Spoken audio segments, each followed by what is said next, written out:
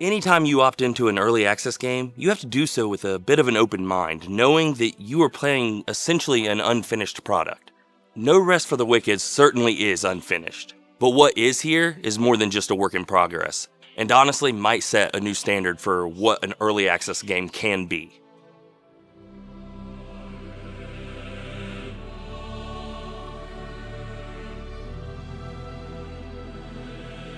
Early access options for everything has become more popular the last few years, ranging from Kickstarter products to Steam games that we're talking about now, or today, like I've chosen to demonstrate, you guys are getting early access to my studio.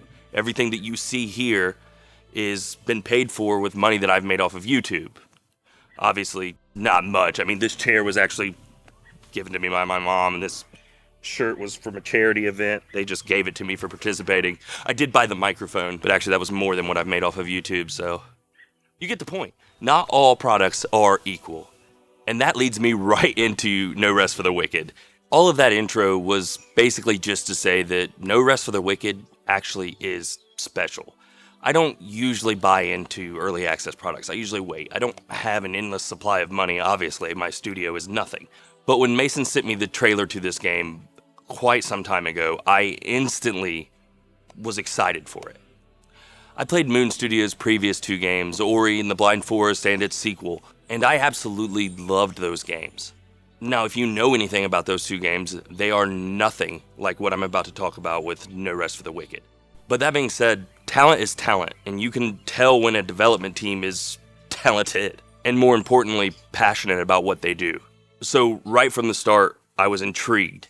And I've been following along every time that there's been a trailer released. So when it was in early access, I immediately jumped on board. And just like any early access game, it has its problems. It's definitely an unfinished product, and let's get that out of the way right away. The biggest issue right off the bat is performance problems, and there are quite a few of them. I have a relatively really good computer, but more than just at times I struggled to play this game. I even had stuttering and frame drops during cutscenes. For the most part, most of the stuttering was breaking barrels or just other environmental issues. However, there was more than once that the game would drop frames right when I would go to dodge an enemy's attack and cause me to die. And that's unacceptable. However, the very first thing it says is, hey, this is a work in progress. We are working on this.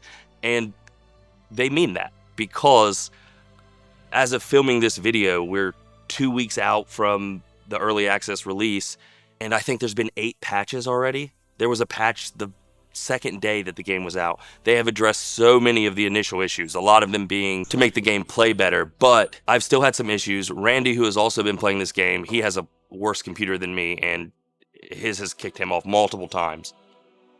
The reason I started off with the biggest issue of the game is because, for me, that's almost the only issue, and the rest of the video, I'm basically going to be gushing over this game. The first point being what I just talked about. There have been 8 patches in 2 weeks. The development team cares about this game, and it's so easy to see. They are releasing polls on Twitter on what changes we want. They're making quality of life adjustments already, performance fixes, stamina balancing, all kinds of stuff. Any issue at all that the community has brought up, the development team has responded to and said, hey, this is what we're doing. They're being completely open and talking about changes they are making and changes they want to make in the future. So to me, the biggest problems that this game has, the fact that it is unfinished and still being worked on, they have somehow turned into kind of a positive, because it's shown the community that what they have to look forward to. A development team that is willing to listen. But let's actually jump in and talk about the game itself. Now, it is self-described as an ARPG, and it is an action role-playing game in the very broad sense of it, but it's not a traditional ARPG. It is nothing like Diablo, other than the top-down isometric view, and maybe the looting system to some extent. What it really plays like to me is Dark Souls, and I know it's very common to compare games to Dark Souls, but this is Dark Souls. It almost feels just like a different viewpoint, different art style, different world Dark Souls. I get those same feelings as when I'm playing that game. But even with that comparison, that's just part of the package. You also have crafting and gathering and sort of a town builder. It's almost like they took the best parts of multiple games that they enjoyed and tried to combine them together. But it also has its own twist on things. For instance, there's no bonfire system like there is in Dark Souls. You do have little checkpoints, but they are mainly used to respawn at or to fast travel back and forth from the main town of Sacrament. When you stop at one of these checkpoints, your health does not regenerate. The monsters do not respawn. Heck, actually, if you die, the monsters don't respawn even. There are a lot of little differences like that. However, to balance this, over time, any of the areas you've revisited can respawn enemies, but they can also change slightly, and resources and loot can respawn and be different. It makes going back and re-exploring these areas worth it. If I did have one gripe about the gameplay, it's that there's a stealth mechanic that on the surface could be really interesting, but it's not been very well explored. You can go into a stealth mode and sneak up on enemies, but there's no way of knowing when and if they will see you, and it is very just inconsistent on getting caught. The idea, however, of being able to make a small dex build or some kind of shadow rogue in a Dark Souls type of game is super interesting, and I hope that they further explore the stealth mechanic and maybe see that out. The gameplay in general shows so much promise, but it's probably my least favorite part about this game. Everything else to me just seems so interesting, and that's because the world that they're building is fantastic. First off, the art style. Like I mentioned at the beginning, this is from the developers of Ori, and that game was beautiful. This is no different. When I first started it up, I honestly thought it was going to be kind of weird because the character creator, I have no idea how to even describe what the people actually looked like. It was not any kind of art style I've ever been familiar with. But once I got into the world and saw how all of the characters looked along with the stylized art, everything just fit, and it also makes for some super interesting enemy types also. The humans are differently proportioned, but it makes it to where you can fight human bosses that are gigantic, much bigger than you, and they don't feel out of place. So it actually helps out the gameplay some also, because that is one thing I've always found weird with like Dark Souls games and stuff, is like some of the bosses that you're fighting are these grotesque monsters that are honestly awesome, but you don't have very many human enemies. Here you don't have that problem. The weird art style allows for giant enemies. But more than just adding to the gameplay, the world itself is just absolutely beautiful. The city feels real and lived in, and every NPC is voice acted and doesn't feel generic. And the voice acting, literally every character I talked to felt like a real person. It was fantastic. It's some of the best video game voice acting I've ever heard. And the story that they're setting up isn't hard to figure out who the bad guys are going to be, but it is a very interesting story, and it makes for more than just one big bad that you have to go after. It's set up as there is this plague that is turning humans into monsters, and you are from this ancient order that is solely designed to fight this evil.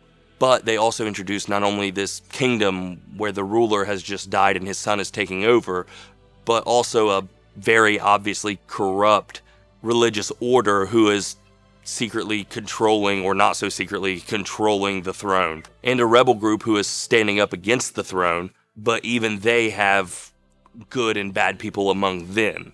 It kind of leads into this whole concept of they are trying to make a game that is going to last quite some time. Because the whole game is set up as, yes, you can play it single player and it works very well single player, but you can tell that this is supposed to be enjoyed with friends. There's a whole system in place for player housing and stuff, and right now it's just a single player game, so you don't get to see that out very well, but you can tell what they are working towards is something much bigger. Hopefully I covered everything I was trying to get to. This is not scripted, and I just had this idea of filming outside that I thought would be awesome, but between the screaming children and the four-wheelers and it now getting dark, I've been trying to rush through this, so if you were interested in the game, you really should go check it out. I hope this didn't come off as like some sort of sales pitch. I'm obviously not sponsored by anybody, if you can't tell. but I truly am really excited about this game. I have sunk a lot of hours into this already, making multiple builds, and like I said, there are a bunch of issues. For instance, you can't respec a character, but they've already came out and said they're going to change that. It's any issue I can think of with this game that the community has already brought it up, and the developers have responded, and I know I've mentioned it already earlier in the video, but that is one of the biggest reasons that I'm very, very positive about this game.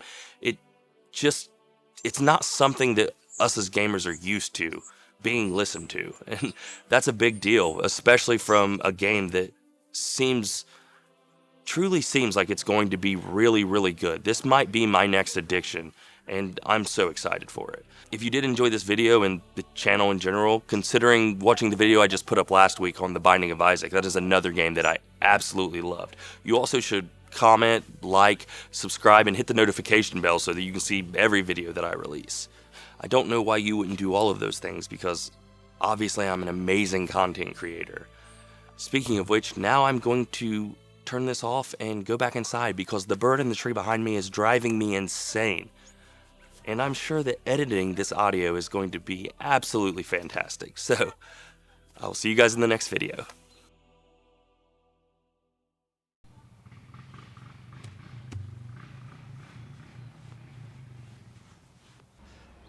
This idea was so much better on paper. Screaming children in four-wheelers makes for great audio.